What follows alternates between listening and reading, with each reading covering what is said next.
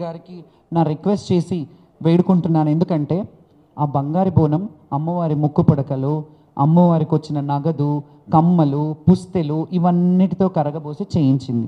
ఇది కావాలంటే రికార్డ్ మీరు తీసుకోండి. అది అందరికీ రైట్ ఉండదు. ఆ బంగారు బోనం ఎత్తుకోవడం వల్ల ఈరోజు ఎంతమంది ఇబ్బందుల పాలయ్యారో మీ అందరికీ తెలుసు. అది వాళ్ళు కావాలని చేయలేకపోవచ్చు, కావాలని చేశాను, నేను పేర్లు కూడా ఎత్తట్లేదు, కావాలని చెయ్యలేదు, కానీ బాగా చెయ్యాలి, జాతర బాగా చెయ్యాలని చేసి ఉంటారు పాపం, వాళ్ళని కూడా నేను దూషించాను. కానీ అది నజర్ బోనం లాగా, సదర్ బోనం లాగా అది ఎత్తుకునే రైటు ఒక జోగోళ్ళకే, లేకపోతే ఆ మాతంగికో, ఆ రంగం చెప్పే ఆమెకో అది ఉంటుంది. మీరు పక్కన మీరు పర్సనల్గా ఇంకో బంగారు బోనం చేయించండి కావాలంటే, మీ గవర్నమెంట్ నిధులు కేటాయించి చేయండి, కానీ అది అమ్మవారికి వచ్చిన బంగారాన్ని రంగరించి చేసిన బోనం కాబట్టి ఎవరు ఎత్తుకున్నా వాళ్ళకి అరిష్టం జరుగుతుంది. ఇది నా రిక్వెస్ట్. మీరు ఒకసారి దీని మీద దృష్టి పెట్టండి. మీరు మట్టి కుండలో తెచ్చినా అమ్మవారి ప్రసన్నం అవుతుంది. మీరు ప్రతి సీఎం వచ్చి ఇక్కడ బోనం సమర్పించే ఆనవాయితీ. మీరు కూడా రండి, వచ్చి బోనం చెయ్యండి. అందులో మాలాంటి వాళ్ళకి ఇబ్బందులు లేకుండా మీరు మంత్రి గారు కొండా సురేఖ గారు, మీకు కూడా ఒక రిక్వెస్ట్ చెప్తున్నాను. మాకు అంత ఇష్యూ అయింది, నేను వచ్చి మీకు ఒక రిప్రజెంటేషన్ ఇచ్చాను. మీరు కనీసం ఎలా ఉంది అని మీ సబార్డినేట్స్ ఎవరు తర్వాత వాళ్ళు ఉంటారు కదా, వాళ్ళైనా ఒక మాట, మరి శ్యామల వచ్చింది కదా, ఏం జరిగింది, ఎట్లా ఉంది, బాగుందా అని అయినా కనుక్కోవాలి కదమ్మా. మీరు పాస్లైనా ఇప్పించమని ఎండోమెంట్ వాళ్ళకి చెప్పాలి కదా. నేను అందుకే మొన్న నా పర్సనల్ గ్రడ్జ్ ఏమీ లేదు ఇందులో. ఎండోమెంట్ నిర్వహించే బోనాల కార్యక్రమం ఎండోమెంట్ వాళ్ళే తీసుకొస్తారు కాబట్టి ఎండోమెంట్ వాళ్ళే దీన్ని సమీక్షించి దీంట్లో ఏం ప్రాబ్లమ్స్ ఉన్నాయో మా జోగినీలు కానీ శివశక్తులకు కానీ ఫెసిలిటీస్ ఏర్పాటు చేసి మీరు దగ్గరుండి చెయ్యండి. మా ఆటపాటతో మీరు వెనకాలండి, మాతో కలిసి రండి బోనానికి, అంత అంగరంగ వైభవంగా కలిసి చేద్దాం. ఎంత బాగుంటుంది, అమ్మవారు కూడా ఎంత ప్రసన్నం అవుతుంది. ఇంకొకటి, మారుబోనం అనేది కూడా మహంకాళి జాతరకి చాలాసార్లు అమ్మవారు భవిష్యవాణిలో చెప్పినా దాన్ని కొంత రాజకీయంగా పరంగా చూసి వీళ్ళు వాళ్ళ మీదేసి వాళ్ళు వీళ్ళ మీదేసి ఆ బోనం కూడా సరిగ్గా నిర్వర్తించట్లేదు. నా దగ్గర 16 సంవత్సరాల పేపర్ కట్టింగ్స్ ఉన్నాయి. తొలి బోనం అత్తిలి ఫ్యామిలీ నుంచి ఎలాగైతే తెస్తానో మారు బోనం కూడా మహంకాళి అమ్మకి మారు బోనం ఎత్తుకునేదాన్ని, అది కూడా రాను తీసేశారు.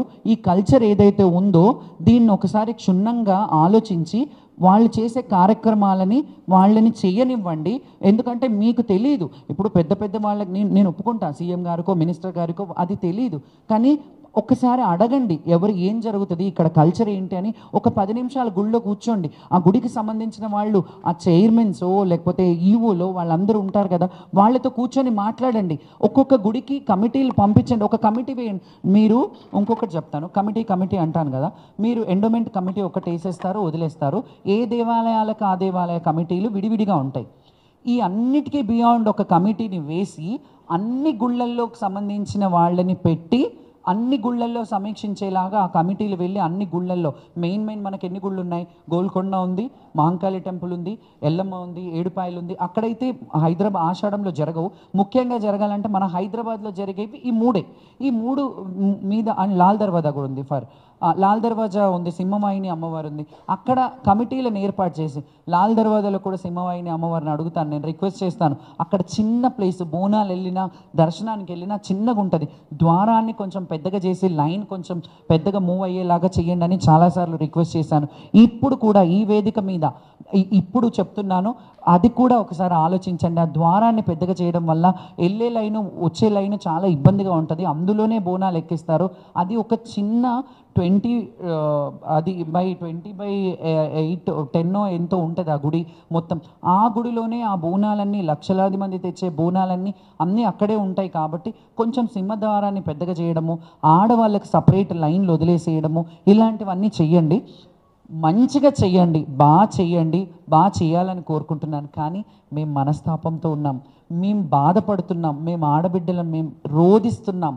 మీరు ఒక్కసారి ప్రభుత్వం దిగొచ్చి మా గురించి, మాకేంటి అక్కడ గుడి దగ్గర ఏంటి ఒక స్పెషల్ లైన్ పెడతారా, బోనాలు తీసుకెళ్లేటప్పుడు మీరు ఎవరన్నా ఉండి లాంఛనంగా మాకు ఒక విలువ, గౌరవప్రదమైన జీవితం కల్పించడానికి ఇంకెన్నేళ్ళు బ్రతుకుతారండి? 100-200 సంవత్సరాలు వేసుకొని రాలేదు కదా. ఉన్నన్ని రోజులు కల్చర్ చేయగలుగుతాను. రేపు నాకు కాళ్ళు చేతులు పనిచేయవు, నడవలేని పరిస్థితిలో ఉంటాను, నేను గుడికి రాలేను కదా. నేను రాలేను కదా గుడికి. ఇన్నేళ్ళు 30-40 సంవత్సరాలు అమ్మవారికి సేవ చేసి సడన్గా నాకేమన్నా అవుతే నేను కాళ్ళు రెక్కలు మంచిగా ఉన్నప్పుడే మీరు మా మీద వివక్షత చూపిస్తున్నారు. మేము రేపు చెప్పబడ్డాక ఇంకా మా పరిస్థితి ఏంటి?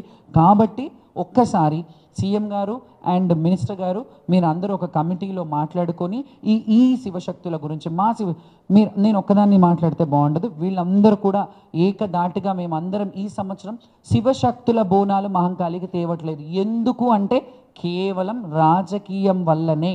రాజకీయం చేస్తున్నారు కాబట్టే ఇప్పుడు చెప్తున్నాను. మీరు ఆ రాజకీయం కాకుండా మాకేమన్నా స్పెషల్ ఫెసిలిటీస్ ఏర్పాటు చేస్తే అంగరంగ వైభవంగా